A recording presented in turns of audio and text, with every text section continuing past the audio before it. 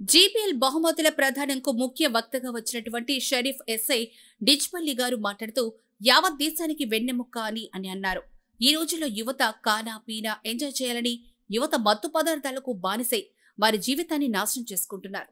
తల్లిదండ్రులు కొడుకులను గారాబంగా ప్రేమతో పెంచితే వారు గంజాయి లాంటి మహమ్మారికి అలవాటు పడి కుటుంబానికి దూరమవుతున్నారు అని వారన్నారు. ఇలాంటి సమయంలో ఘన్పూర్లో ఉన్న కొందరు మంచి ఆలోచన చేసి అందరినీ ఒక దగ్గరికి తీసుకొచ్చి సెలవుల్లో మొబైల్కు మత్తుకు అట్రాక్ట్ కాకుండా వీరు గత 14 సంవత్సరాల నుంచి జీపీఎల్ నిర్వహించడం చాలా గొప్ప విషయమని వారన్నారు. ఈ జీపీఎల్ కు సరిపడా డబ్బులు మీ గ్రామంలో ఉన్న కొందరిచ్చి మిమ్మల్ని ప్రోత్సహించడం చాలా గ్రేట్ అని వారన్నారు. మీ గ్రామంలో యువత ఐక్యత బాగుందని అన్నారు. యువత ఆలోచనలకు పెద్ద సహకారం బాగుందని వారు తెలిపారు. చిన్నపిల్లలకు బైక్ ఇవ్వొద్దని, బైక్ నడిపేవారు హెల్మెట్ పెట్టుకోవాలని, ఏదైనా ప్రమాదం జరిగితే లక్షల్లో ఖర్చులవుతుందని, మన మధ్యతరగతి వారికి చాలా భారమని వారన్నారు.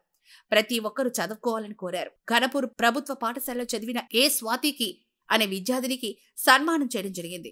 జీపీఎల్ టోర్నమెంట్ లో విజయం సాధించిన వాసరి సాయినాథ్ టీం వారికి బహుమతి ప్రదానం చేయడం జరిగింది.